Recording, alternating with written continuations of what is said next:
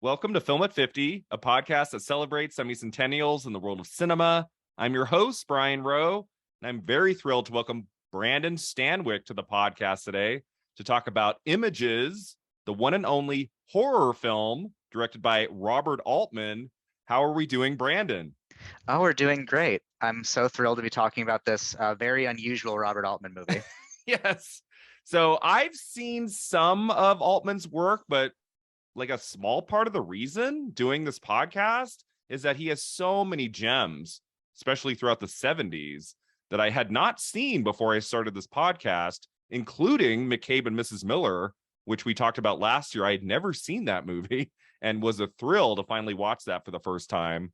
I hadn't really even heard of Images until a couple weeks ago. What has been your relationship with this movie, Images? Like, did you had seen it before, right?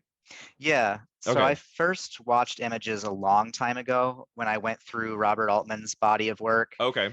When I first became pretty serious about movies as a teenager, I would do this thing where I'd go to the public library and I would try to watch a noteworthy director's entire body of work, or at least everything the library had of them. Yeah. So I went through like Hitchcock and Billy Wilder and Sidney Lumet. And then, of course, Robert Altman. This was like sometime in high school. Okay. And with Images, I don't recall caring for it the first time I watched it. I would have been like 16 at the time. Uh-huh. So I don't think I was quite ready for it. But then I revisited the movie a few years ago when I was contributing to this website that was doing a series on women who'd won Best Actress at Cannes, which Susannah York did. Oh, very cool. So I rewatched Images for that and wrote a little piece about it. And then I rewatched, of course, yesterday for this. Oh, cool. So yeah, the Best Actress winner at Cannes, it doesn't always match up with the Best Actress winner at the Oscars, right? I feel like often they don't get nominated. Like it's a whole different beast, that Cannes Film Festival Best Actress race. Yeah, it doesn't happen very often. One that I can think of off the top of my head is Sally Field for Norma Rae. Okay. She won at Cannes, then won the Oscar, but very seldom do they align. Because sometimes if a movie premieres at Cannes, that's in May, sometimes the buzz around a performance has died out by the next spring and we're looking at someone else. I feel like that might have something to do with it, because sometimes it's like the big hit film of Cannes, but then 6 to 10 months later, we're on to something new, right? Yeah. And Cannes, if I'm not mistaken, it's a much smaller jury, of course, than the Academy, which is thousands and thousands of people. I think Cannes, it's like 6 or 7 people who are usually actors or directors. Yeah. And so I think that's sometimes why we might get something a little more unusual or complex than what the Academy usually decides to recognize. Yeah. I love that you did that in high school, that you would look at like a lot of films of a director or an actor. What I've been doing since 2014, I'm coming up on 10 years of doing it. Every January, I pick one actor and I pick one director, and I watch their entire filmography from January to December. And it's not every week, but every 2 to 3 weeks, I try to watch one. Like this year, I'm doing Cary Grant and Vincent Minnelli. Okay. And it's been a lot of fun. Like rewatching some films I've seen, but like Cary Grant's, maybe I had seen 8 of his films total. So I've just been discovering all sorts of cool stuff. His 2 Oscar-nominated performances were really great. I just watched those. And I think it's when you're like obsessed with movies like we are, sometimes films fall through the cracks. And doing this project has helped me kind of fill in those cracks and see some of the films that these great artists have made that I otherwise would not have seen. Yeah, Vincent Minnelli is one that I've actually never really done a deep dive on. Yeah. I think I've only seen An American in Paris and Gigi. Okay. Those are the only ones I can think of off the top of my head. Yeah, he's cool in that he did a mix of genres. Like he did The Bad and the Beautiful, which is like a film noir, and then he did some musicals like An American in Paris, and he wasn't afraid to try different kinds of genres and different kinds of movies. And I watched one called The Clock with Judy Garland that was really great. Kind of a smallish movie that I probably never would have seen regardless. Right. And then Tea and Sympathy is wonderful. Have you seen Tea and Sympathy with Deborah Carr? No, I keep hearing about Tea and Sympathy. People keep telling me to watch it, and then I missed it. I think it was on the Criterion Channel for a bit, and then it disappeared. Okay. And I'm just waiting for it to come back. I know it will someday, but I have not gotten to Tea and Sympathy yet. I had a guest on my podcast 6 to 8 months ago, and he was telling me it was one of his 3 favorite films. And he gave me a little bit of like the plot summary. And I went, that sounds really interesting. And so I don't usually do this. That one I just watched randomly one night. I just had an opening and I was like, I love this movie. So I just rewatched that again this last week and I loved it even more. Awesome. So yeah, so that's a fun project to do. I haven't done it for Altman yet. I don't know if I'll have to now because I'm just kind of going through his films on the podcast. I don't think I'll need to. But before we get to more on images, Brandon, I'd love to hear, since this is the first time you've been on Film at 50, like kind of what role has film played in your life? You just talked a little bit about it when you were in high school, but like what role has film played in your life? And what are like your 3 all-time favorites? Like if you had to pick a few. Yeah, so I decided pretty early in life, I guess, like 6th grade, that I wanted to work in the film industry. Okay.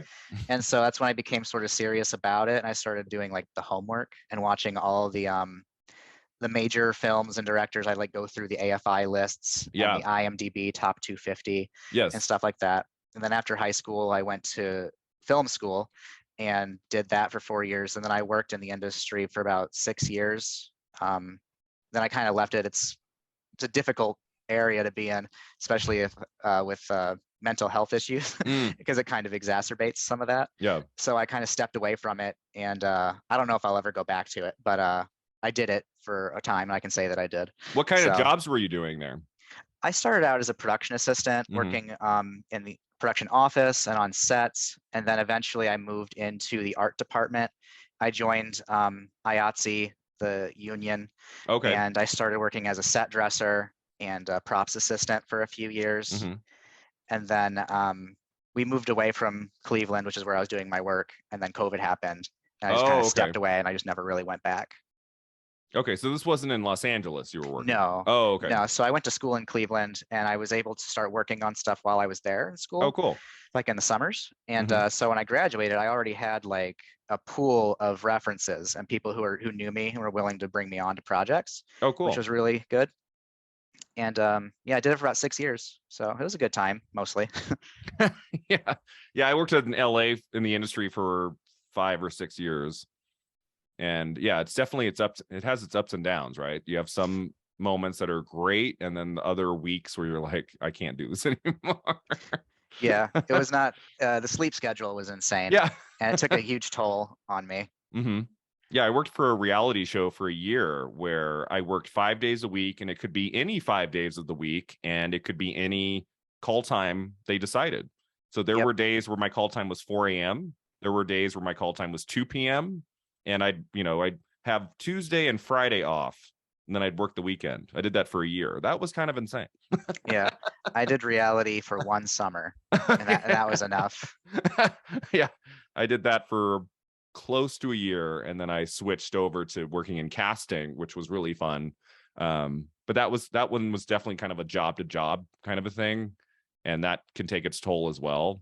But I love actors, so that's always been kind of a fun little segment of my life. What are your 3 favorite films? Like if you had to pick. The Silence of the Lambs has always been a favorite of mine. Yes. That's one where when I talk to like normal people, meaning not movie people, and I say that, they're like, oh, really? And they get kind of weird. I'm like, it's actually a brilliantly made movie. The acting's incredible. You could use that film to teach intro to film. Yes. Like pretty much every chapter of the intro to film textbook, you could use Silence of the Lambs. Because it's so well done. One that I've come to adore in recent years is Grey Gardens.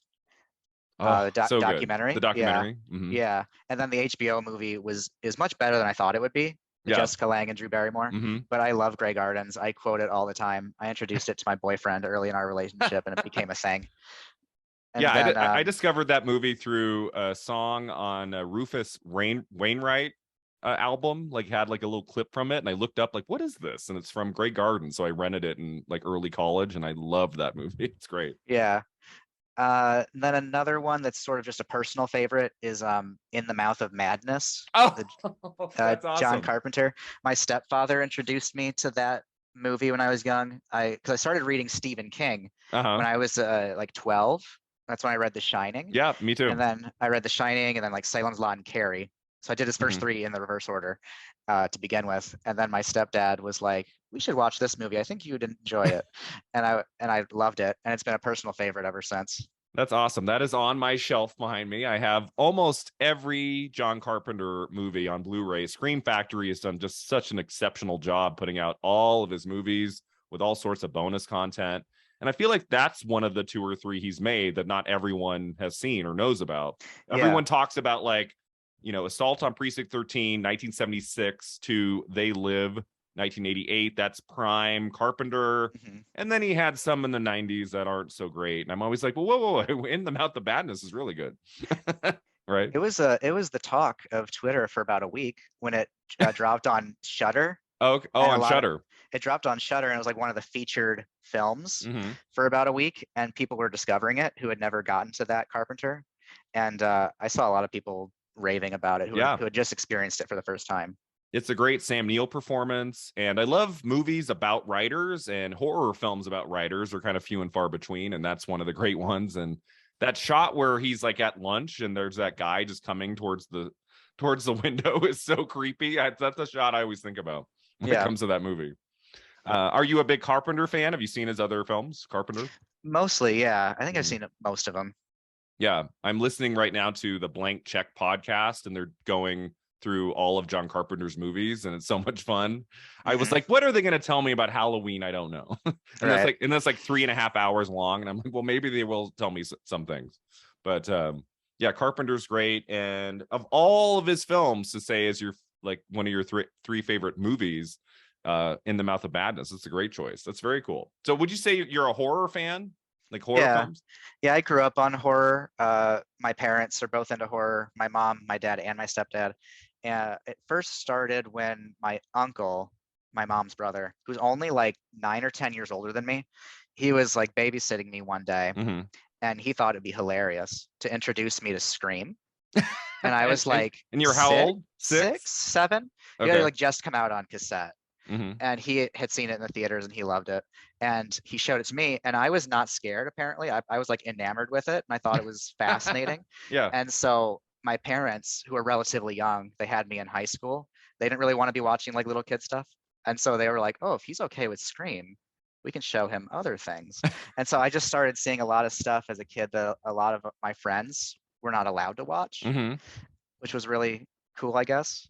Because I like kind of grew up on like Freddy and Jason and all the other things like that, the popular things that my parents grew up with in the 80s and early 90s. As I said, they're very young. So yeah, I'm the same way. My dad brought me up on R-rated horror films. I was watching some of the big ones by age 10, and Scream came out when I just turned 12 years old, and then Scream came out, and that movie just blew my mind. That was one of like those early films we see. Like for me, it was like Jurassic Park, and then 3 years later, Scream. Like those are the two that really, formed my movie love and passion, especially for the horror genre, which in 96 was kind of dead in the water, right? In terms of like other movies coming out around that time. The 90s, as I kind of said before, the 90s for horror wasn't great. And then we get to Scream and everything changed. I don't know if I would have taken to it at 6 years old, though. Yeah, I was like 6 or 7 because it had just come out on VHS. And you're like watching this like you have no idea what any of the references are, but you're into it. Yeah, I guess. I vaguely remember it, but I've been told that I wasn't like scared at all. I was just watching it and into it. Even the opening 13 minutes, I can't imagine a 7-year-old not being terrified by the opening. I guess I'm strange. I don't know. I was 12, and I remember I was like I had to look away from the screen a couple times because I was just getting really nervous. I didn't know what was going to happen, but I was like, oh, I know that's Drew Barrymore. She's not going to die. Yeah, she'll be fine. she'll be the lead of the movie. All right, so that that takes us to our film today, Images, from 1972. So it's kind of weird. This episode's dropping in October. I thought we'd drop it in October because it is a horror film. It actually opened at Cannes in May, and they didn't actually play in theaters until December. So we're kind of like cheating that a little bit because I try to keep it like to the week the movie comes out. But this one we're going to do as like a kind of a Halloween episode. I have 2 horror films we're talking about for October, and I've talked about it before, 1972. Another year that's not great for horror cinema. Like it's kind of few and far between. There's a Wikipedia page of horror films of 1972, and you scroll through it. It's like there's not much.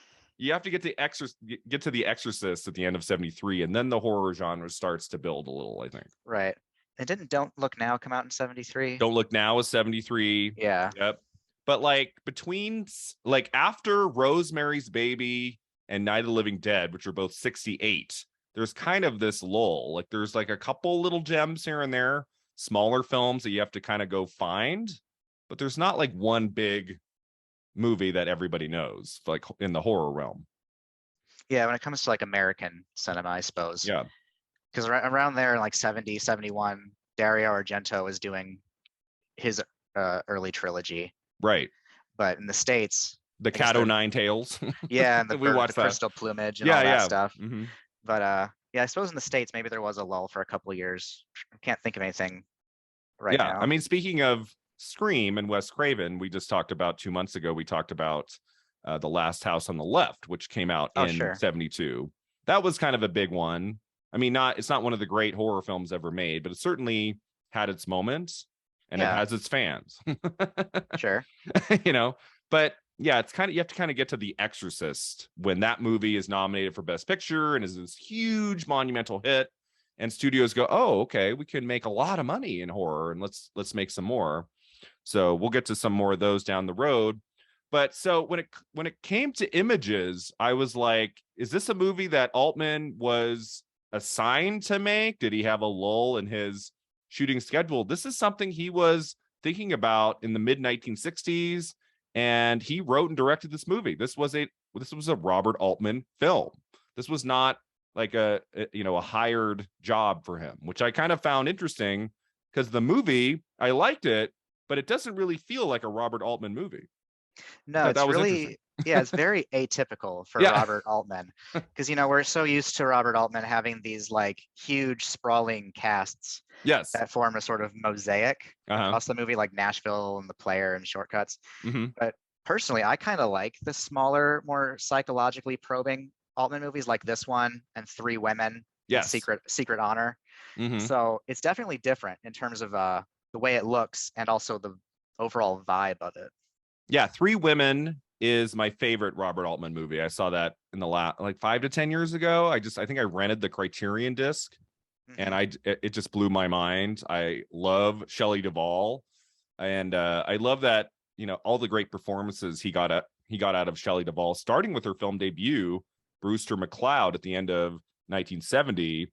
It's like a weird like time for Altman's films. Like he has MASH, big hit, nominated for Best Picture. And that's an ensemble comedy.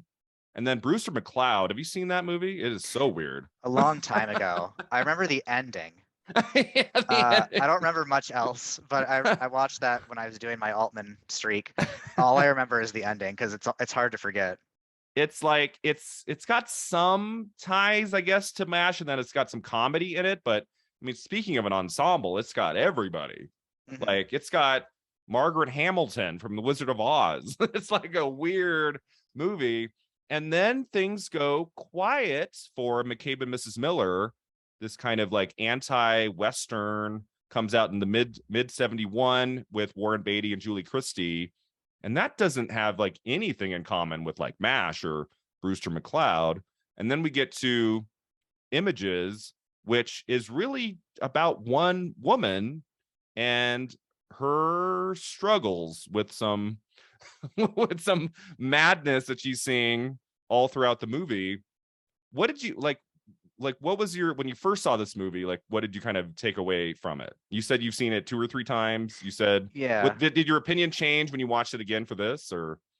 I think my opinion has mostly stayed the same in the past few years. The biggest leap was when I first saw it in high school versus as an adult about 10 years later. Because I think when I first saw it, I was just like confused, and I was like, this makes no sense. What is going on? And then, I watched it 10 years later with a little bit more understanding film language, a little bit more, and just having seen other films to draw upon. And I really dug it. I'm really into movies about a mind that is unraveling. Yeah. And I think this is a really great example of that. I think I know we'll get to her in a little bit, but I think Susannah York is just incredible in this movie. And it's wild that she didn't have a much larger career. I feel like she has hits throughout her resume, Yeah. but she's not really a name people recognize in the way Yeah. they recognize other people of her sort of generation. Yeah, I think even like movie people wouldn't know right off the top of their heads like who Susannah York is, but they would probably know her face from a lot of movies. She only got one Oscar nomination for They Shoot Horses, Don't They, from '69 with Jane Fonda. Which, have you seen that movie? That's a great movie. I have. I like it a lot, actually. When I first watched that movie, I didn't know what it was about. Mm-hmm. I went to the library with a roommate who picked it out, and all she told me was it was about a dance marathon, and I was like, that sounds stupid and Yeah. kind of boring. And that's all I knew. And then we started watching it, and it is the most horrific dance marathon Mm-hmm. imaginable. It is one of the most visceral films I think I've ever seen. Mm-hmm. And Susannah York is great in it. Jane Fonda is brilliant. It's a very good film if anyone hasn't seen it. Yeah, it was like Jane Fonda's first like big dramatic role in a film, I would say. It's a year after Barbarella. Hmm. And so she does that, and then she makes Clute 2 years later, and that kind of put her on this new trajectory of her career. I guess it was the film she made after this, Susannah York. She made a version of Jane Eyre in 1970. There have Okay. been so many Jane Eyre adaptations. It's kind of insane. Like at any time on the Criterion Channel, there'll be one, and it'll be from a Yeah. different year. The one now, right now, as of this recording, is 1997. I want to say. Okay. Like, I think Jane Eyre is like a rite of passage for British actresses.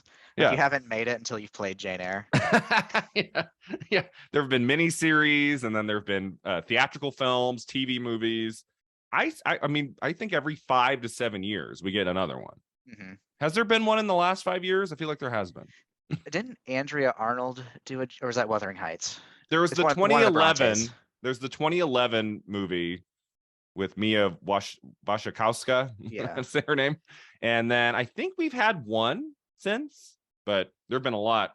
So Robert Altman was considering Vanessa Redgrave, Faye Dunaway, and Julie Christie. Julie Christie would have made sense since he just worked with her on McCabe and Mrs. Miller. Yeah. And shockingly, I love that movie. Shockingly, the only Oscar nomination McCabe and Mrs. Miller got was for Julie Christie for Best Actress. So that would have made sense for them to reteam for his next film. But I guess he saw Jane Eyre, and he sought her for the part immediately after seeing that movie.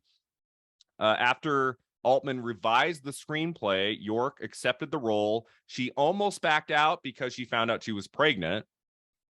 In order to conceal her pregnancy during the shoot, she was dressed in a lot of loose-fitting clothing.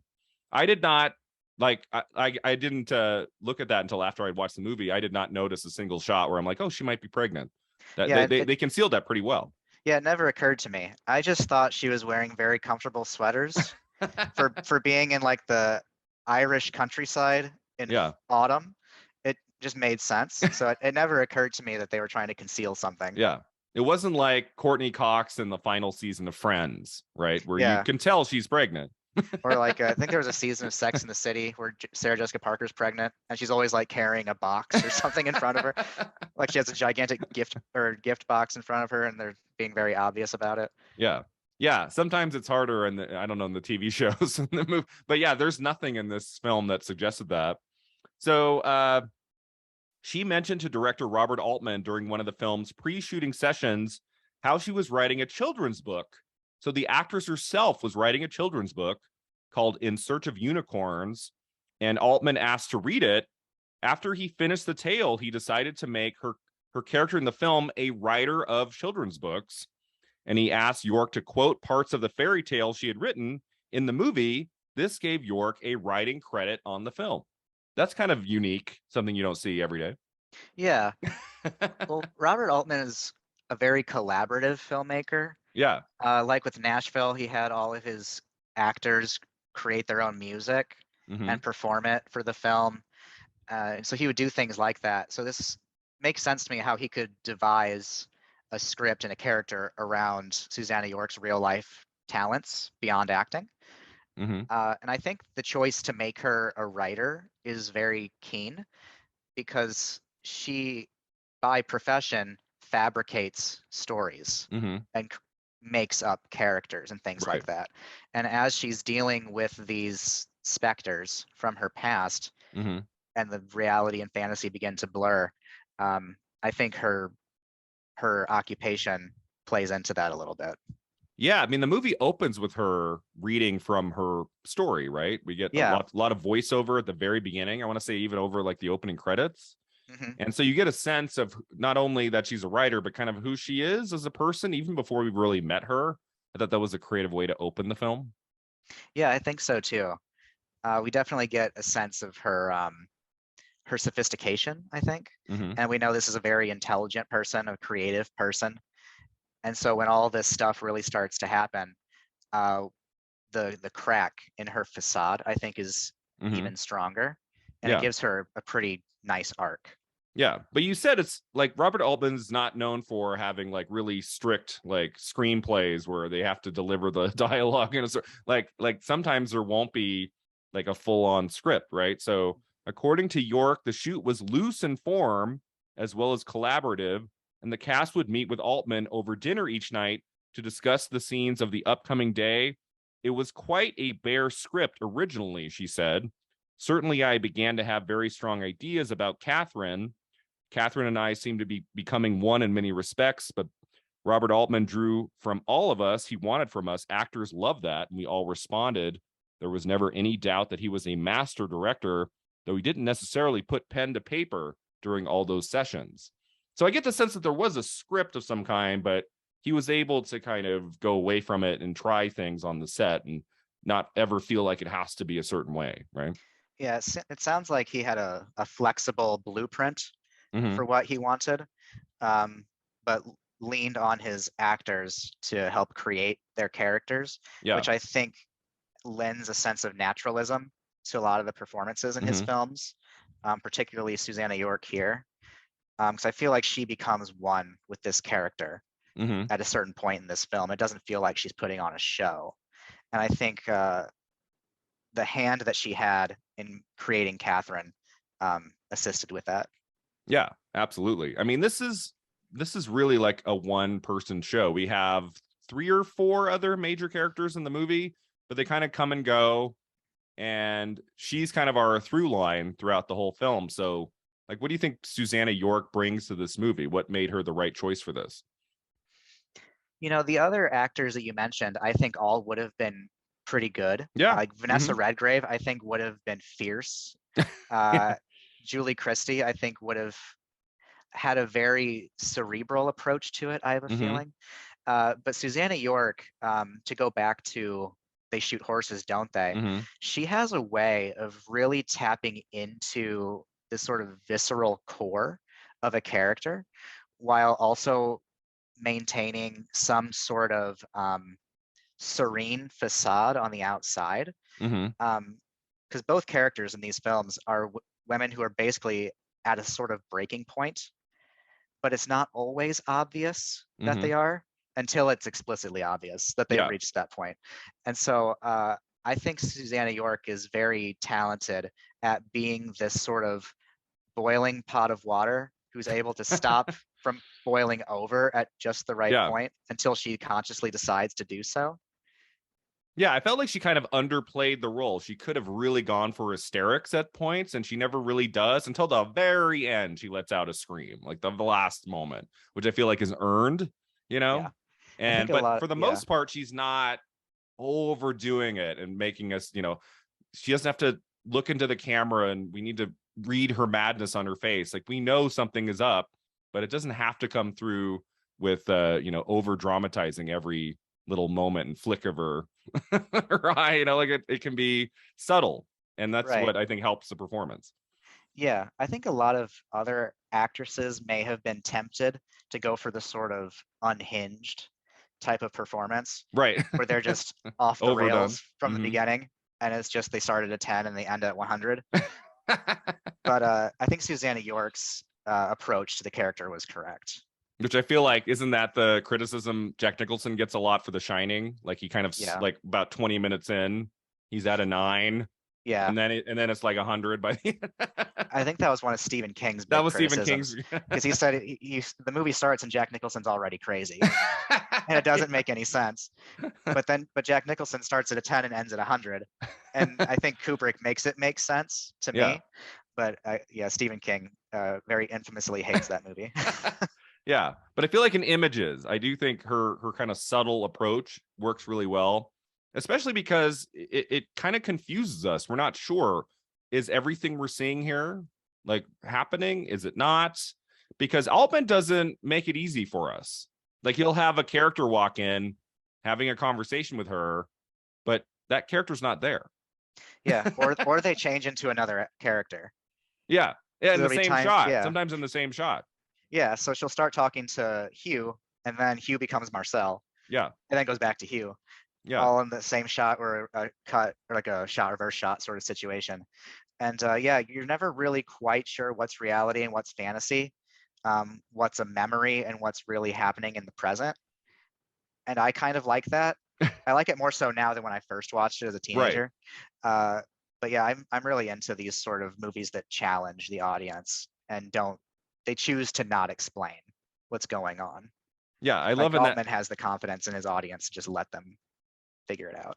Yeah, I mean, and like there's that shot early on where we have it's Renee, and then like we move into the mirror, and then we see Hugh in the same shot, and so early on, okay, there's something going on here. Like this guy, this Renee fellow isn't there. Right. So he sets it up in a way that we can kind of follow like what's happening and what's not, but sometimes it's not immediately clear. Some other directors might have like upped that in terms of its look, in terms of its mood, and sometimes we have to figure it out for ourselves, which I like that about it. Yeah, or come in at the very end with some sort of coda that explains everything. Yeah, I'm glad he didn't do that. What movie did I watch recently? In the last month, I watched a movie where I think it might have been for this podcast where it like ended with just like a scroll of like what happened next. And I'm like, what is this? Yeah. Like usually that's not the best way to end your movie with like information about by the way. Like, no, it's probably best to just go to black, right? What else did we like about the film? Anything to do with its anything to do like technically with the movie or with the other elements of the story? So I'm really big into Vilmos Zsigmond's cinematography here. Mm-hmm. I really like what he does here, the way he lights the setting, the mood he creates. It's sort of reminiscent of this dreamlike quality without doing the super obvious like soap opera haze to let you know that this is not real. But there is a sort of sense of otherworldliness to the way it's sort of presented. This setting. Yeah, so I guess it was shot at some of it was shot at a studio, and the rest of it was shot at a country home in Ireland. And like I love the use of setting in this movie. Like when we go outside the house, I mean, it didn't look like it cost very much. A lot of the movie is like indoors, but then we get some of these scenes outside, and it's just breathtakingly gorgeous. And that almost like adds to the horror element, because when anything looks too nice, you're like, okay, something bad is coming. Yeah, like that waterfall. Yeah, it's like so beautiful yet so threatening at the same time. And I love the way Altman and Zsigmond use it. Yeah. Waterfalls, like big waterfalls, are often used for tension in genre films, right? Like, oh, look how pretty this is, and it's like, oh no, it's gonna come back later. But yeah, I loved his work on this, and obviously a very important cinematographer. And I looked him up before we recorded. I was like, he won an Oscar, right? And I'm like, oh yeah, for The Deer Hunter. And then I looked up, no, he was nominated for The Deer Hunter. He won for Close Encounters of the Third Kind, right? Which is really cool. Yeah, I didn't know he had won for that. I knew he was nominated, but I couldn't have told you whether or not he won. Yeah, the only BAFTA award nomination that Images got was for Best Cinematography. Yeah. What a cool, like, did you see that? Did you look at the awards for this movie? It's so random. Yeah, it's all over the place. No one knows what to give this movie. And then the Oscars do choose to recognize it for score. Yes. Of all things. And the score is good. I mean, outside of maybe the Susannah York performance and the cinematography, I adored the score. I almost wish I hadn't seen John Williams' name at the top, because I wouldn't have immediately guessed it was him. Like, it doesn't really sound like a John Williams score. It's really creepy. Like, it gives the movie the horror elements that it needs. because sometimes this movie is not very scary. It's got a couple moments that are a little bit tense, Yeah. but the score really drives home the fear factor. Yeah. I'd say this movie is more unnerving than it Yeah. is like scary. And John Williams' score creates this like sense of impending danger. Yeah. And there's like this melody that sort of dances on the line of graceful and ominous. Mm-hmm. And then there's these sudden harsh sounds that come out of nowhere, as if to like say Yeah. boo at the audience and remind you that something pretty disturbing is going on Yeah. screen. So I really dug it. I'm usually someone who prefers to not notice the score. Right. Like if the score is overly noticeable, which John Williams is famous for doing, it kind of it takes me out.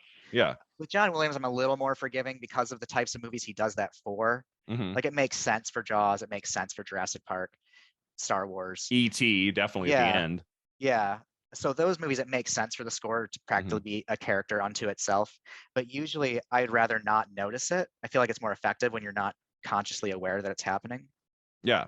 So I think it works really well here. I actually had to YouTube the score to remind myself exactly what it sounded like removed from the images. Okay. And I liked it quite a bit as a piece of music. Yeah, it's not like we always think of him with Star Wars and with Spielberg, but before he worked with Spielberg on the Sugarland Express in 1974, he was working with all kinds of directors for a few years. His first Oscar nomination is The Valley of the Dolls, 1967. And it's not like, his career started with Jaws. So I think a lot of people might think that. And no, he was scoring a lot of films. He won an Oscar for Fiddler on the Roof for 71. And then here's just this random one-off Oscar nomination for Images. Sometimes I kind of like that when a solid, not a great movie, but a solid movie gets into the Oscars with one random nomination. Yeah, and a well-earned one, I would say. Yeah, and it's well earned. Yeah, like he may have become a household name with Jaws, because that's a pretty recognizable score, but he was certainly putting in the work in the years leading up to it, like you said. Yeah, I always wonder if he was annoyed when he gets his first real scoring Oscar for Jaws, and it's like he's done all sorts of movies, all sorts of. I mean, the score in Images is much more complex in many ways, and then he's like, da dun da dun, Oscar. It's Right. like, what? That's all I had to do.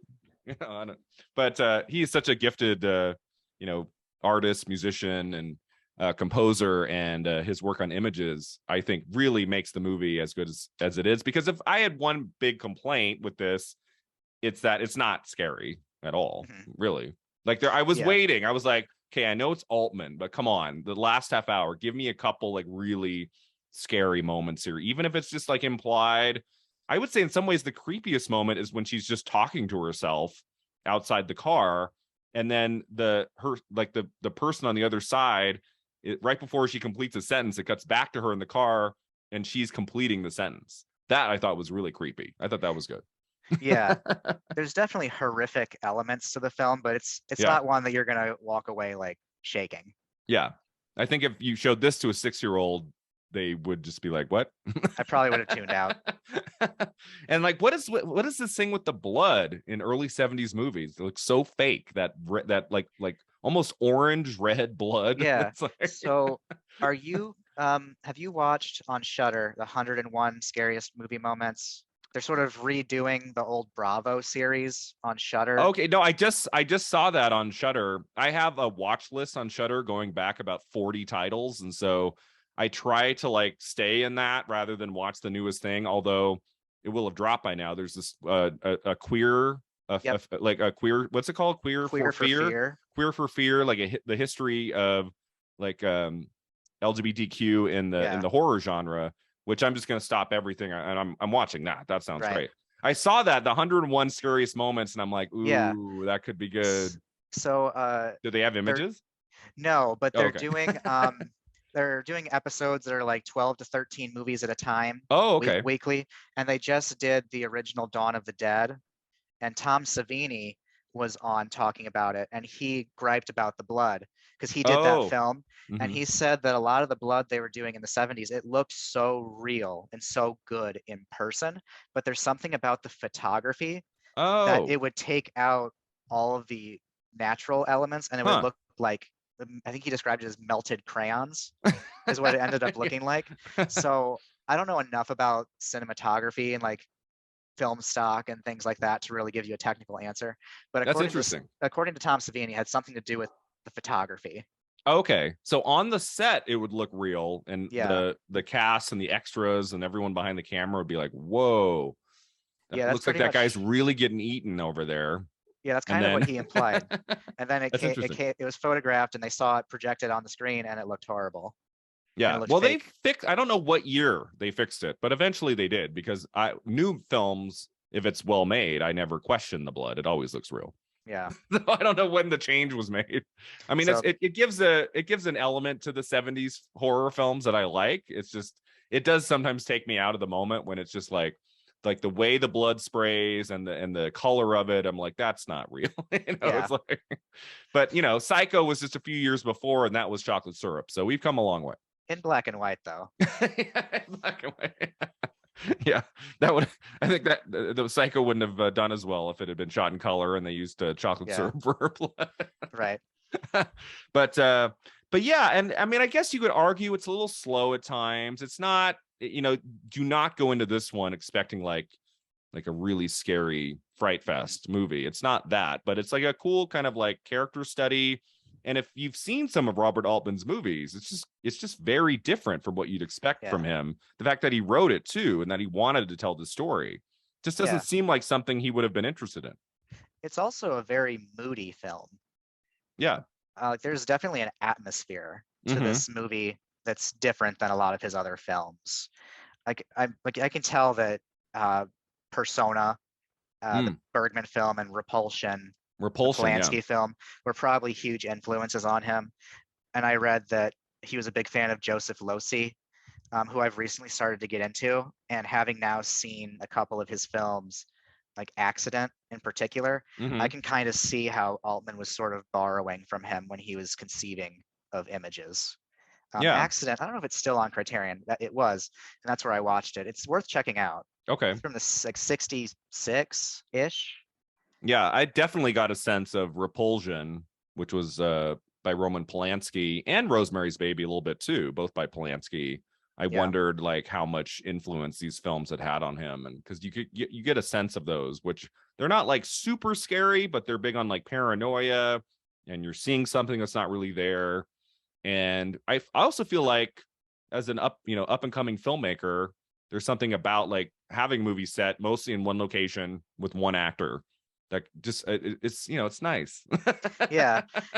And I mean, this is set in Ireland, Yeah. but Altman is an American filmmaker making a movie on the tail end of Vietnam and right before we're about to go into Watergate. So this is like a pretty tumultuous time politically in the States. Yeah. And I think that had an influence on some of the decisions the American filmmakers were making. Yeah. But he has some shots in this movie that are pretty great. That shot of like when she gets out of the car, they're walking into the house for the first time, and then we get that shot of like the mountain, and you see that figure very, very tiny up in the upper right hand corner, just like not moving, just staring. That was good. I was like, that was a good moment. I don't know if that was Altman or his cinematographer, or if they collaborated on that together, but like there are these like specific shots here and there that really are kind of creepy, but he really does make it more of a character study than he makes it like a gross out horror film, which wouldn't have felt right from him. Yeah, it's more of like an internal sort of probing experiment, I guess. Yeah. I like when was it the husband who comes in and he's like, is there someone here? Who are you talking to? And she says, oh, it's no one. I'm just talking to myself. I do that sometimes. Yeah. And he just like leaves. He's like, oh, okay. And he walks off. Yeah. Odo from Star Trek Deep Space Nine is her husband. So yeah. If so that actor, a fan. Yeah, that actor, I never know how to say his last name. Rene Auberjonois. I have no idea. He's in Brewster McCloud as like a bird. He plays a bird in that film. Yeah, he has a very interesting resume, but he's one of those actors who I'm always so happy when he pops up. Yeah, he's such a dedicated performer and pretty selfless, I would say, like a pretty generous scene partner. Yeah. So I dig it. And this is a movie where you kind of need to do that because like Susannah York, I mean, this is her showcase. Yeah. It wouldn't have made sense if any of these men in the movie had tried to upstage her. So I'm glad that didn't happen. Renee is also, I believe he's Dr. Burton at the end of Batman Forever. Let's not leave that out. Oh, okay. I forgot. I haven't seen that in so long. Because I remember when I was a kid at 11, when that movie came out, I was like, oh, is that the director Tim Burton playing Dr. Burton in the last scene? And then I looked it up and it was like Renee. I was like, who's this? That's when I first learned of his name. Right. But yeah, he's solid in this. I mean, there's not a lot of like chemistry between Hugh and Catherine, but I guess they're not really supposed to be, right? Yeah, I guess so. I mean, she kind of does have a choppy chemistry with all the men in this movie. And I guess that's sort of by design because she has a pretty rough relationship with all of them in one way or another, including her husband. Yeah. And then Catherine Harrison plays the little Susannah, who looks kind of like our lead Catherine, and that is also kind of an ominous element to the movie. Yeah, and they switch names. So all the actors have like they played musical chairs with each other's names, which I think adds to this like sense of who the hell is who. Oh, right. Yeah. So Renee, I'm looking Renee at plays IMDb. Hugh, and like Marcel is Renee, and so on. Oh my gosh, my mind is blown. That's right. All 5 of them, like their names are switched around. And then Catherine and Susannah trade names. And yeah, she does have bear resemblance to that girl, which makes you like, what I wonder, it's never really said in the movie, but it makes you wonder, like, is that her secret daughter from when she was with this guy?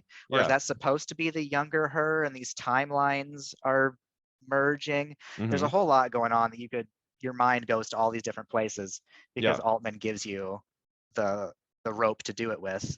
But yeah, it's kind of fascinating how they add this like sense of disorientation by having all the actors trade names. Yeah. So what did we think of like the last 5 minutes? Like, what did we think of the ending? I don't know if the ending quite landed for me with the reveal of Hugh. What did we think? Yeah. On the waterfall. The thing is, I don't know that there was a way to cleanly stick this landing. I don't think it's a movie that it wouldn't have made sense to me if they had. It'd be like, that text epilogue at the end, like, by the way, this is what happened. I think it makes more sense that it's sort of left strange and unexplained with another little twist at the end, I suppose, little reveal. So I don't mind the ending. But I can see how it could frustrate people. I was like, oh, okay. But like, you don't really feel any emotion from that. You're just like, oh, that's random. Right. Because she hits herself off of that cliff, right? And we see the body going down the waterfall. Yeah. And it like hits all the rocks on the way down. And it just, I mean, that body could not have, I mean, it was just every step of the way down that waterfall is hitting everything. Right. And then she goes home, right? She's like getting ready to take a shower. She's undressing. Yeah, isn't that when she goes home? Is that when she sees her topless self? Or is that earlier? But her like she sees herself come into the house, and then we get the flash. Then we get the flash of Hugh being the victim of the waterfall accident. Yeah. And so then you're like, okay, and what? So I wonder if it's like he's part of her psyche and she had to kill him in her psyche, and so she had to mentally picture herself killing a part of herself, if that makes any semblance of sense. But this is images we're talking about, so it's tricky when you have any story, whether it's a book or a film or a story where you have like the main character is talking to a version of themselves, and we have both people in the frame or in this. It's like that can get confusing, right? I feel like Altman does his best with that, but when then you reveal that the person that went over wasn't actually her, it's like, well, clearly it couldn't have been her because there can't be 2 of her. But then that it's Hugh, it's like, what? It's kind of hard to figure that one out. Right. Yeah, it's a tricky film. You just kind of go along for the ride. Yeah, it is just kind of a ride. And it's not long. No. It's an hour and 40, right? Yeah. Yeah, it's not long. It's pretty accessible now. I watched it on, did you watch it on Tubi? Yes. The quality on Tubi is great. Like it looked really fantastic. You Yeah. just have to sit through ads. Yeah. Is there a way to, is there a Tubi like where you don't have to watch the ads? Do they have like a pay version? Do we know? I don't know. There's sometimes when I'll watch something on Tubi and there's miraculously no ads, and I'm not sure why. I was thinking that was going to happen because there was an ad at the start of the movie, and I want to say 45 minutes went by, and I went, oh, maybe I got away with it. And then there are 5 political ads. Boom. Yeah, sometimes that happens, but yeah, I don't know if there's like a premium Tubi membership. Yeah, but they have a good collection, and the quality of the film looked great, and I was very happy with that. And yeah, it's like a good like October watch, I would say. Like if you know nothing about it, it's not over long. It's got a great central lead performance, and I feel like if you're a fan of Altman, it's worth checking it out. It's just a little different from his other stuff. Yeah, it's an outlier in his work. But I think that makes it even more important. Understanding him as a filmmaker. Yeah, when you have a filmmaker who does a lot of like similar kinds of movies, and that's what they're known for, and then you look back at the beginning and you see 2 or 3 outliers that are different, that's where you can really understand the filmmaker. I agree. Yeah. Like what his interests are. Altman. Yeah, Altman was big into taking risks, which I really like. Yeah. Like when he did Popeye and things like that. Popeye, that's right. That's another one I feel like some people might forget that was him who directed it. But I mean, if you know his relationship with Shelley Duvall in terms of his films at the time, she was in a lot of them. I feel like Shelley Duvall would have been an interesting lead for Images too. Yeah. Yeah, she would have been actually. Like when you think about, her horror history with The Shining, that's probably her most famous role. Like it would have been kind of cool. Young. She might have been too young. Yeah, she might have been too young at the time. If this movie had been made in like the 80s. Maybe. She's in Brewster McCloud and McCabe and Mrs. Miller in small roles. And he probably wasn't thinking of her as a leading lady yet. Like maybe that's part of it. Could be. But she's pretty young. Like in Brewster, she's pretty young. Yeah. And she's got like an eccentricity to her that maybe he was looking for someone more angelic for Images. Could be. Yeah. But so Roger Ebert was always a big Altman fan. He gave a lot of his films 4 stars. He gave this one 3 stars. He recommended it to fans of Altman, but he said it inspires admiration rather than involvement. It's a technical success, but not an emotional one. And I could see that being kind of the main criticism of this. I don't know if the movie pulls you into Catherine's world all the way it needs to. I feel like there's a little something on the surface. I think Pauline Kael wrote about that in her review too. I looked at it's a little surfacey when it comes to, kind of the psychodrama of all of it, the psychology. It's a little bit at a distance. Yeah, it's more of a brainy film. Yeah, I suppose, than one that like stabs you in the heart. Yeah. I did take a look at that Ebert review actually. Yeah. And something I really admired about it, something that I wish people would bring back because I secretly live for the drama, is he calls out other critics in that review. It's like the second paragraph. Like the second paragraph, he talks about 2 New York critics who chose to not review Images when it played at some festival. And he mentioned some other critic who had a bad view of it or something. Pauline Kael used to do the same thing. I have a book of Pauline Kael's reviews.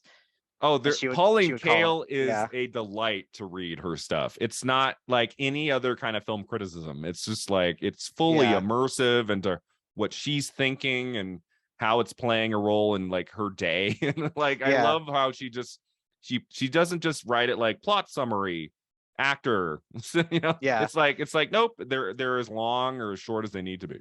I think it's whoever was the critic for The Atlantic or something. When Pauline Kael was at the New Yorker, she's like constantly calling him out and saying that quoting his reviews and saying this is stupid, and then going on with her view. So Ebert's calling out 2 critics who didn't review it. Yeah, I think after Cannes, it played at some New York Film Festival. Okay. And he calls them out in his review, and I thought it was just great. I'm going to find it here. Yeah. I'm looking to see. So it premiered at Cannes in May, and then it played at a film festival in Ireland in June, and then it played the New York Film Festival in early October. Yeah. It opened in the UK in November and the USA in December. Yeah. So I have it here. It's the second paragraph in his Yeah. review on Yeah. What RogerEbert.com. does he say? It says Columbia picked up the distribution rights. Altman was a hot property in 1971 and entered images in the New York Film Festival. Inexplicably, neither of the two principal film critics for the New York Times, Vincent Canby and Roger Greenspan, chose to review it, and it was dismissed in a blistering and largely unperceptive review by Howard Thompson, who called it a mishmash.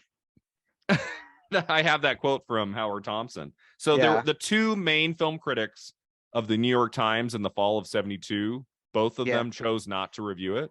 Yeah, according to Ebert, they chose to not review this Robert Altman film. Howard Thompson was not a film critic there. Was he like I wonder if he was like an arts critic or a book critic or something Well, he must not have been a principal film critic. Yeah. He describes those other two who didn't see it as two principal film critics. Like so maybe Howard Thompson was a lesser film critic in his mind. Like Chicago Sun-Times didn't have a secondary film critic, right? Didn't Roger Ebert just review everything for decades? Well, didn't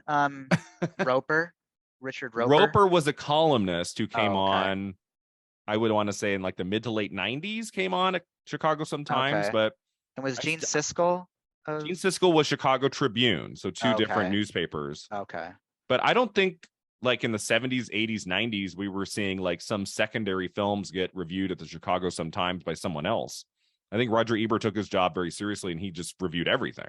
Yeah. So the fact that the New York Times has two and neither one is going to review the new Altman film, that's crazy to me. Right. I guess it was crazy to Ebert too. And so I love how he points it out because the guy who finally did review it, he gave it a negative review. He said, as for why Robert Altman, the brilliant director of MASH, elected to write and direct this mishmash, that's his own business. It just doesn't work. And I haven't read the full review, but I don't get the sense that he looked into it too much. Yeah. I think some critics, if a movie doesn't explain itself, they call it messy. Or it doesn't work. Yeah. Like I see, that movie was so messy all the time. And it's just a movie that didn't explain itself. Yeah. And then I'll watch the movie like that movie made perfect sense to me. I don't know what you're talking about.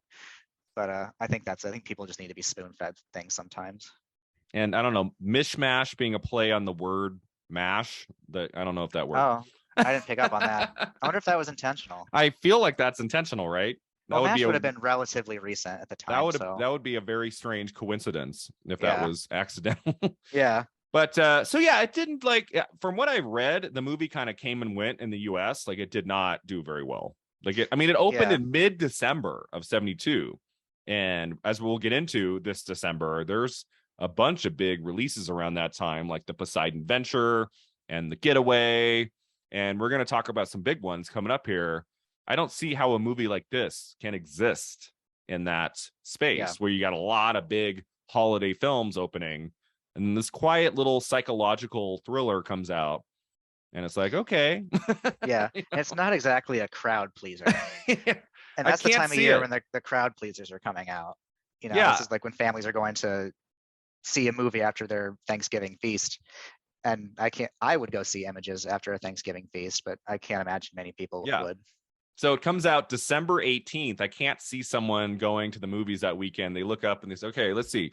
Poseidon Adventure, Sleuth, The Getaway. Let's take a chance on Images. And then they watch it and they walk out and they're like, wow, that was just that. We are going to recommend this to all of our friends. Stop what you're doing. Forget Christmas Eve dinner. Go see Images. Yeah, it's time to stan Susannah York. Susannah York, Best Actress winner at Cannes. She's coming for her first Oscar. I don't know if that conversation was being had in December of 72. I don't know. Maybe some critics are talking about it. So York wins Best Actress at Cannes. She's nominated for Best Actress from the New York Film Critics. That was her other recognition, but that's where it stopped. The film got one nomination at the Golden Globes. Did you see that nomination? No, I don't recall that one. Best English Language Foreign Film. Oh, okay. Why is that a category? Like films shot internationally that have the English language? Like that's a category? That's interesting. Yeah, the Globes never really make sense. They kind of just do whatever they want. Yeah. And then this was a surprise to me. It was nominated for Best Original Screenplay at WGA. It's always funny when a script that is so collaborative and Yeah. improvised ends up getting into screenplay. So I was York a part of that nomination? According to the IMDb, only Altman is credited. Is it only Altman? They only have him listed, so interesting. I don't know. And then one BAFTA for cinematography, one Oscar nomination for score. You don't see this very much, where it got one nomination in like 5 places and they're all a different nomination. That's pretty rare, right?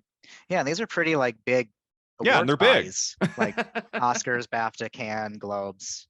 Like when it gets the one Oscar nomination, the one BAFTA nomination, that tells me that they watched the film and enough people liked it to recognize its score, its cinematography, but they just didn't like it enough to give it anything else. Yeah. It's kind of interesting to me. Everyone latched onto a different thing. Yeah, I mean, cinematography, you see that sometimes where at the Oscars too, the film will get one nomination for cinematography. It just, you can't overlook it. I feel like not as much these days. I feel like these days it's harder to get one nomination. Like I feel like these days, if you're going to get into the party, you get 2 or 3. Yeah. Outside of like acting, like sometimes an actor gets one, but yeah. Vilmos Zsigmond did it again with the Black Dahlia. He's the only Oscar nomination for that movie. He was nominated for the Black Dahlia. He was for cinematography, and that he was the only nominee for that film. Oh wow, I didn't know that. The Black Dahlia. I remember. I haven't seen it since. I remember being so excited for that movie in the months leading up to it. I'm like, it's Brian De Palma. The cast is great. I love the story of it. I remember I saw it with a couple friends opening night in September of 2006. Boy, that movie disappointed. I was like, that movie did not work. And so I don't know how that passed me by. I didn't realize that it did get one Oscar nomination for him.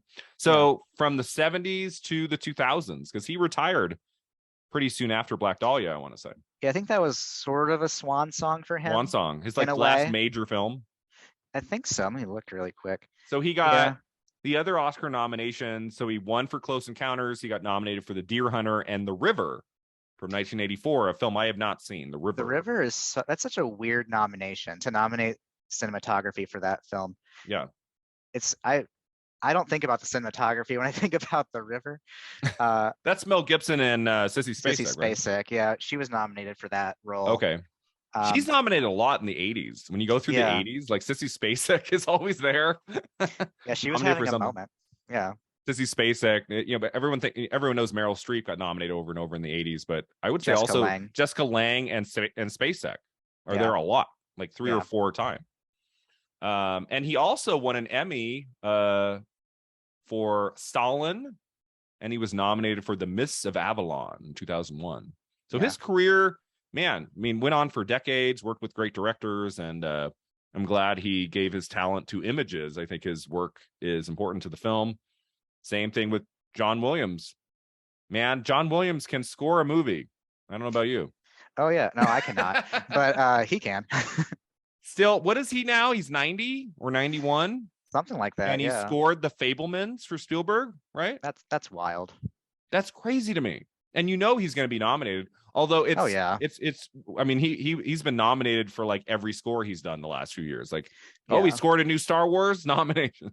So it would be really weird if he does not get nominated for the movie about Steven Spielberg when he's scored like half of Steven Spielberg's movies. But when you look at his list of Oscar nominations, it's crazy. Right, it's almost every year since the late 60s.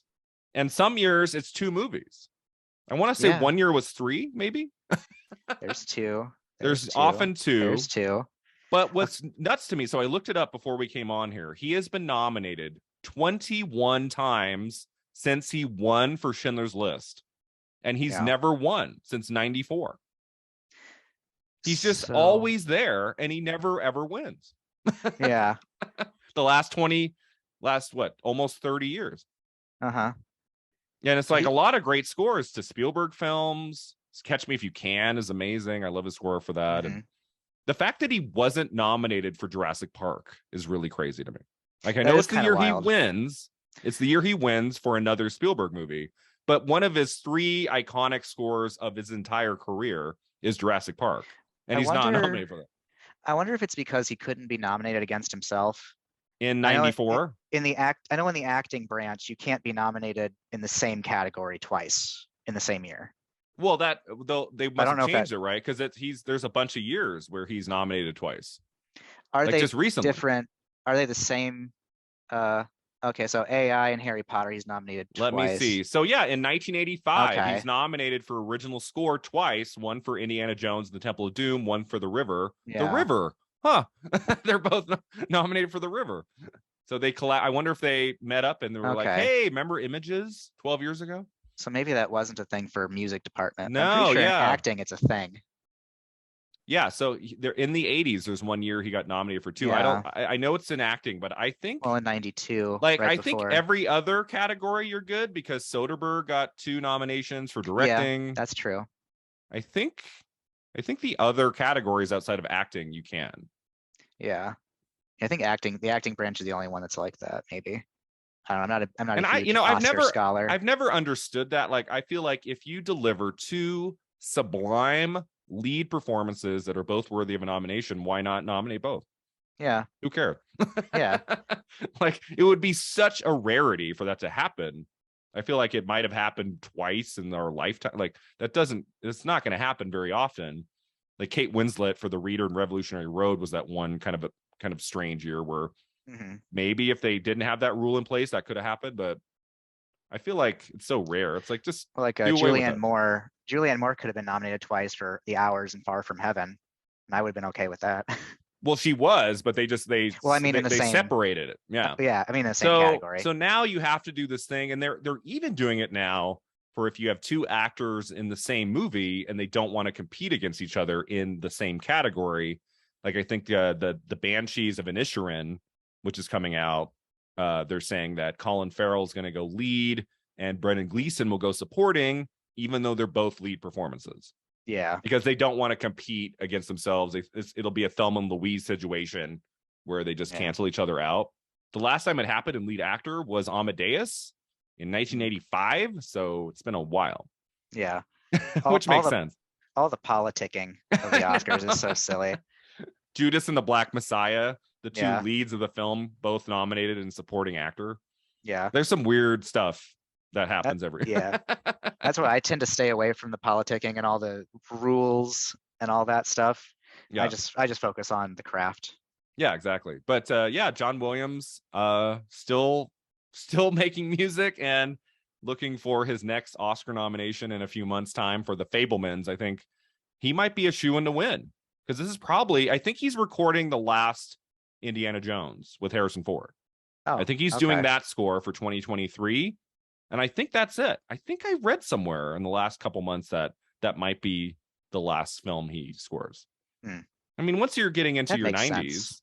Yeah. But maybe he'll hang on for another 5 to 10 years and score some more. Good. Yeah. But so just a lot of really great elements to our film Images today. Before we get to my last question about the movie, I ask of each guest, anything else you wanted to say about Images that we didn't touch on, any other scenes or anything? Scrolling through my notes here, I think we touched on just about everything. I'm curious. Yeah. The last piece of trivia I had here was in 2003, MGM put out a DVD of Images. It features a documentary about the making of the film and a partial audio commentary with Robert Altman. That I would love to listen to what he had to say about it. Yeah, I'd be into that. And then in 2018, Arrow Films put out a restored version on Blu-ray in the United States and United Kingdom. So, I mean, outside of Tubi, this was kind of hard to track down, this movie. So thank you, Tubi. Right. But I would love to hear Altman's thoughts about this movie.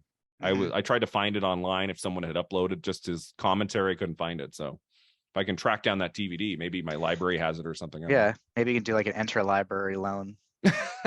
Yeah.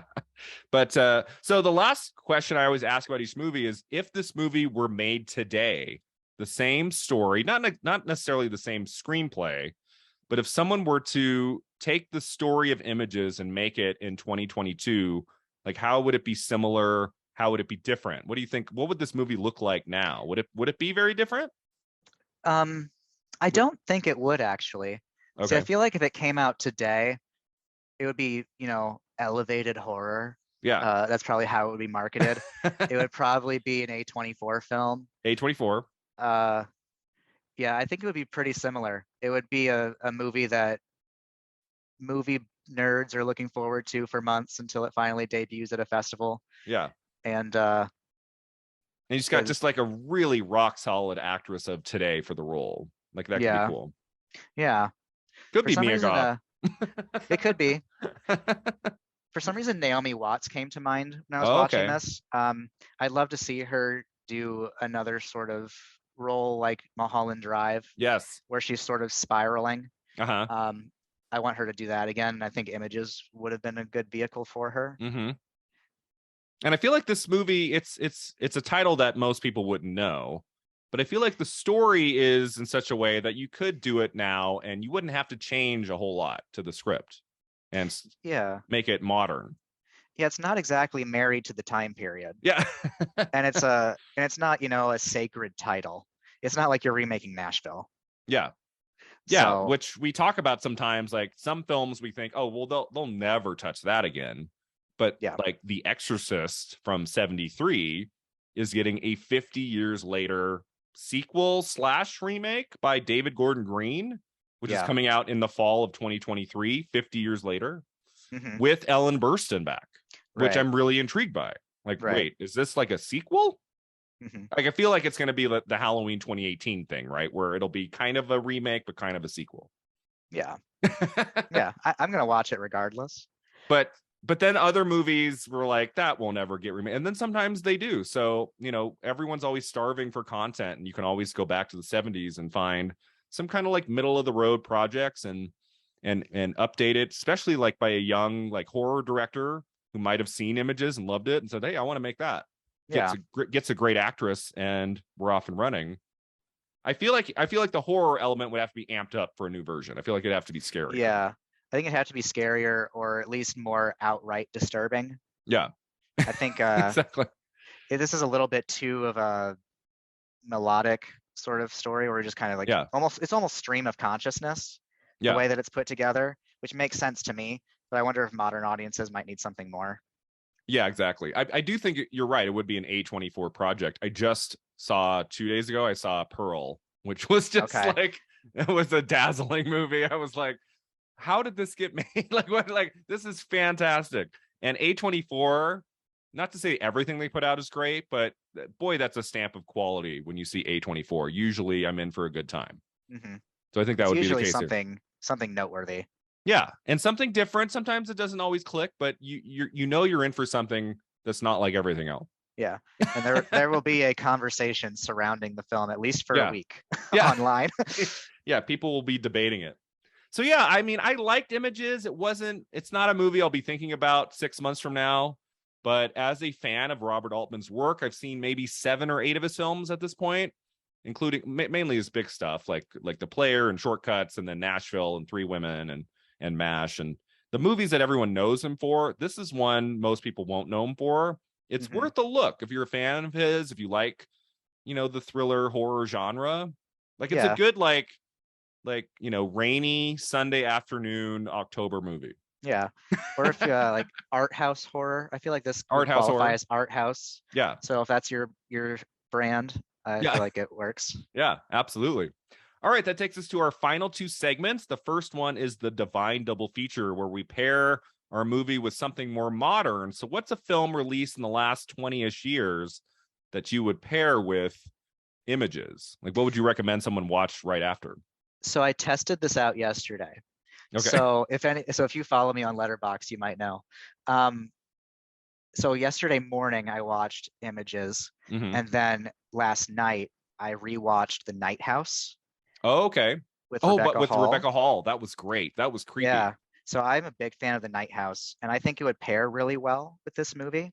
It's another film about like this sort of paranoid psychological deterioration of a woman dealing with relationships and grief, and there's a supernatural-ish element to it. It's much more supernatural in the Night House. Images is a little more ambiguous. Yeah. But they're not exactly the same film, of course, but I feel like there's a duality there between those two movies. Yeah, The Night House was such a great discovery. It came out, was it August of 2021? Like, it came out and I wanted to see it, and then it was out of my theater close to my house before I could go. So I waited till it came out and I could rent it. And I watched it. I can't remember why, but I started it really late. It was like 10 o'clock at night and it was dark, and I just had the whole room dark, and it scared the hell out of me. Like, this movie. Yeah. It was creepy. And she's great. I love Rebecca Hall.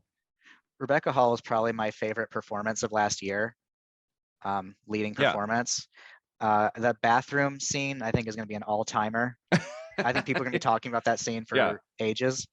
It plays much better on rewatch. Like, I liked it the first time. Oh, okay, it's better the second time. Watching it the second time, knowing what's happening for real, things click a little bit more. And I found it weirdly romantic.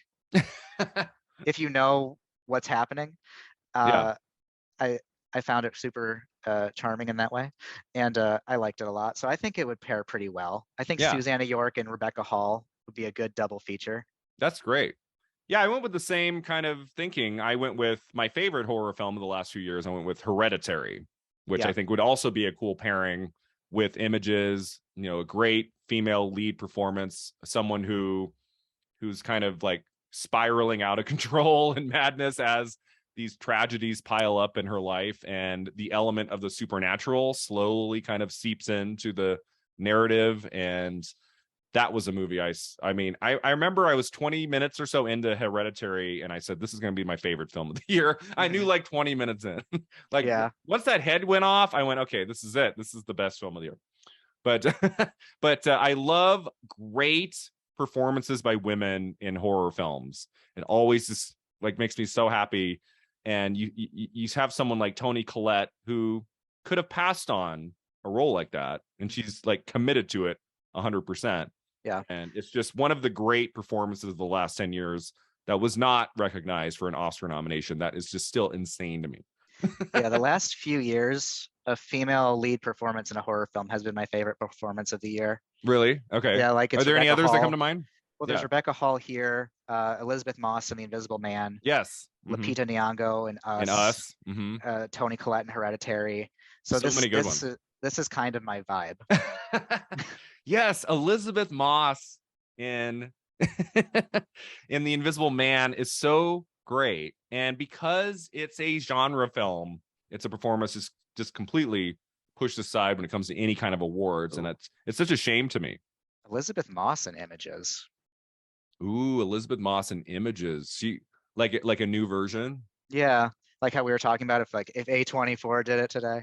I feel like Elizabeth Moss could do something like that. I feel like she'd be the perfect age, and just like right now, she'd be good. So let's get that remake going. Yeah. I'm not always for a remake, but I feel like this one could use a 50 years later remake with like a really great leading actress of today. It would be cool.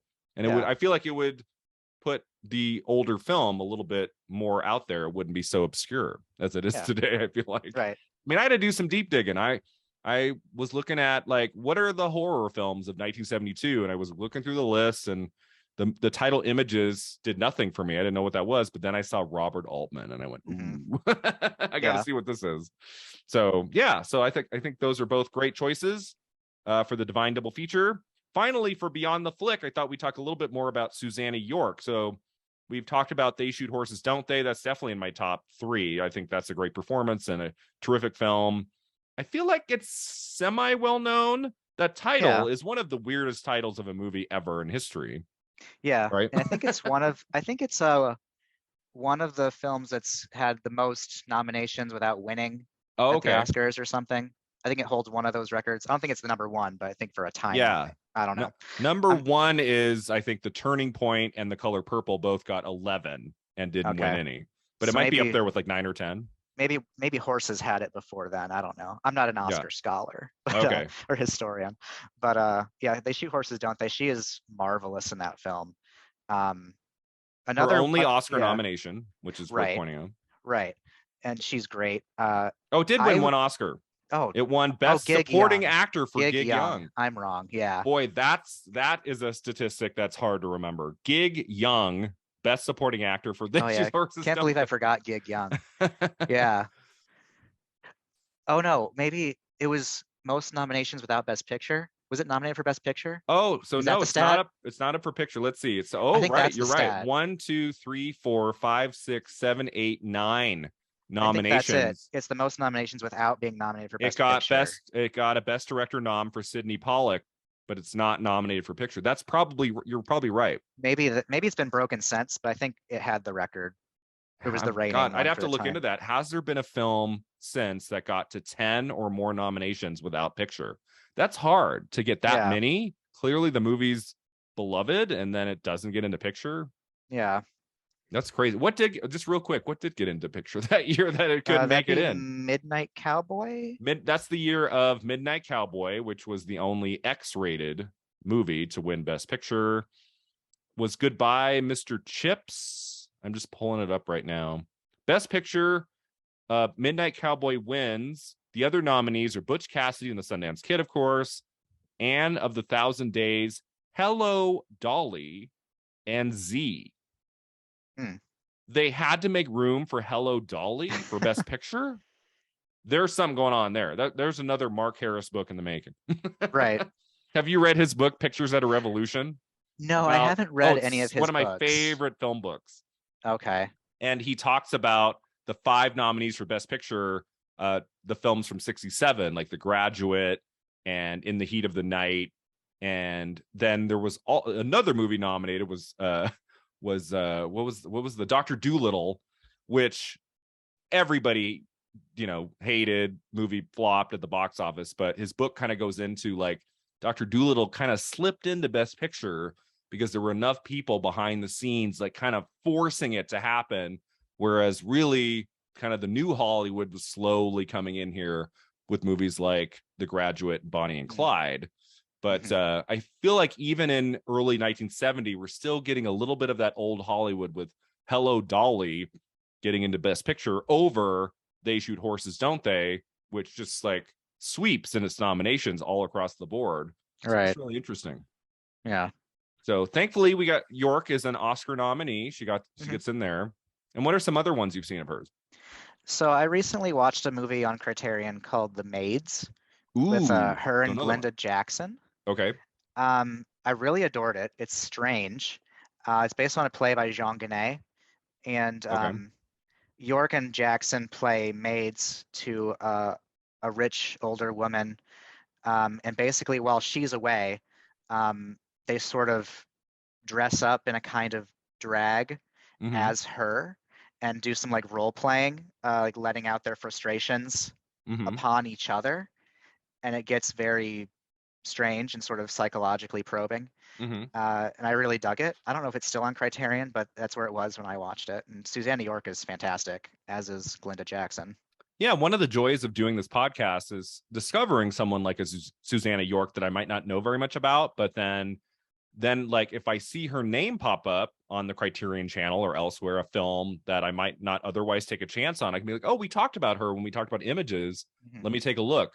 And so The Maids, I love Glenda Jackson's work. She's like a big Oscar nominee winner of the 70s and has done so many great roles. We talked about Sunday Bloody Sunday last year. She was terrific in that. I love that film. So and I her. would love to see both of those women in the same movie. That's a cool pick. Okay. Yeah. Then I just have one more film that I admittedly do not remember Susannah York in very much.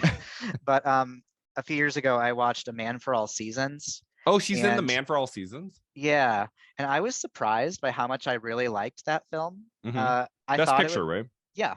Yeah. I think it beat Who's Afraid of Virginia Woolf, Oh. and people are mad about it, but I don't care, because I thought it'd be like this stodgy period piece, and perhaps some people would say that it is. But I found myself sort of weirdly engrossed by it.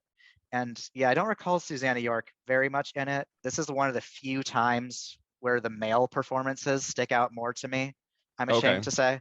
Wendy Hiller is in it. I believe she was nominated in supporting actress, but the men in that movie definitely are the showcase of it. I believe, I might be wrong about this. I believe Glenn Close said on Stephen Colbert that A Man for All Seasons is her favorite film. I think she It's said that one. it's very good. Like I was surprised because I know I went into it thinking, oh, this period piece about Thomas Cromwell beating Who's Afraid of Virginia Woolf, what the hell? And I watched it and I was like, whoa, this is actually kind of good. I don't know if I Yeah, would. I have to revisit Yeah, it. I think I did when I was in like late high school, I watched most of the Best Picture winners, and I remember being kind of bored by it, so I need to watch it again. yeah. It's But probably an acquired taste, maybe. I'm sure a yeah, lot of people probably would find it boring, but I went into it and was surprisingly grabbed by it. yeah. Yeah, and there is that, it's like, oh, that won over this movie, and that makes it's like that shouldn't be a reason for you to dislike a movie. But Richard Burton, I think, just a phenomenal, talented actor, got 7 Oscar nominations. Yep. And the one he could have won was for Who's Afraid of Virginia Woolf, because he's Yeah, great in that. But it goes to Paul Scofield, right, for Man for All Season. I believe so. Yeah. Richard Burton could have won for a few of his, and I would not have minded. He could Yeah. have won for Beckett or a Spy Who Came in from the Cold, Mm-hmm. and I would have been fine with either of those.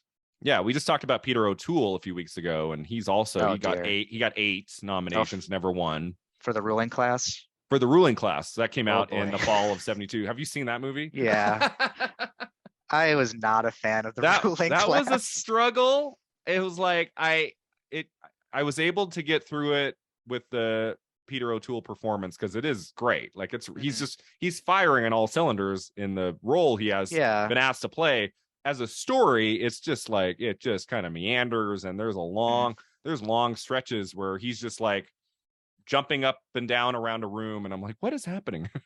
Yeah, it's a tour de force performance from Peter O'Toole, but that movie, it's over and you feel like you've been watching it for 2 weeks. Yeah. It's like 2.5 hours long, and it feels it. Yeah. It's a tough movie to get through. But I'll never complain about watching a Peter O'Toole performance. Like, he's always an interesting actor. But so yeah, Man for All Seasons. I also just threw out Superman. Obviously, she's only in a little bit of it at the beginning.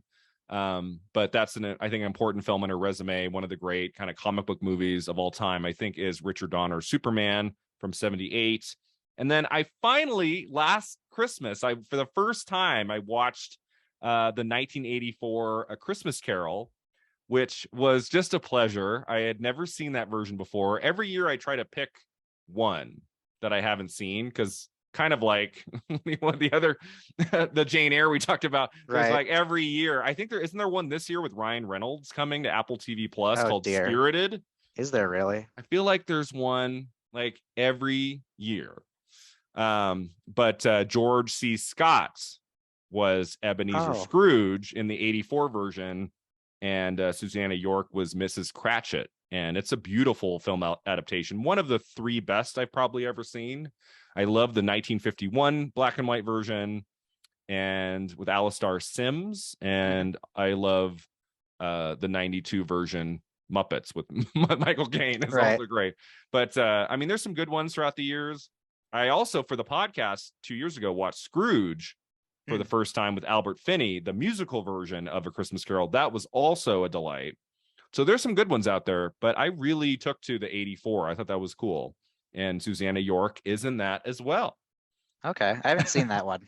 Yeah, no, check it out if you want to see like it's not a musical. It takes itself pretty seriously, but the mood of it and the look of it and the George C. Scott performance, like, fantastic. Okay.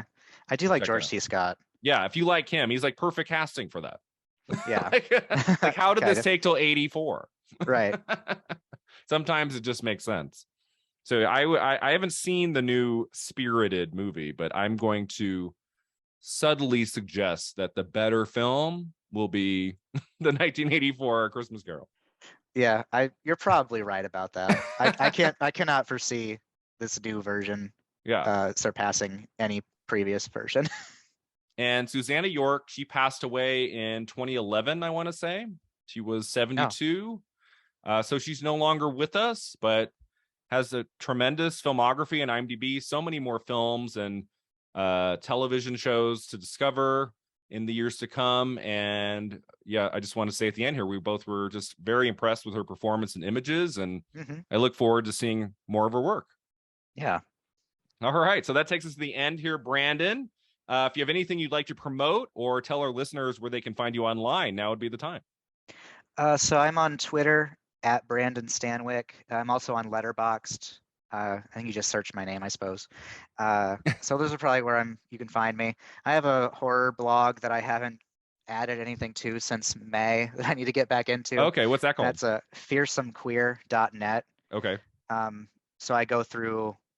I've been kind of figuring it out. I've been doing old movies, new movies. I haven't quite figured out what I'm doing yet, but eventually I'm going to find that. And then, I occasionally contribute to In Session Film whenever they need me. So, so that's where you can find me.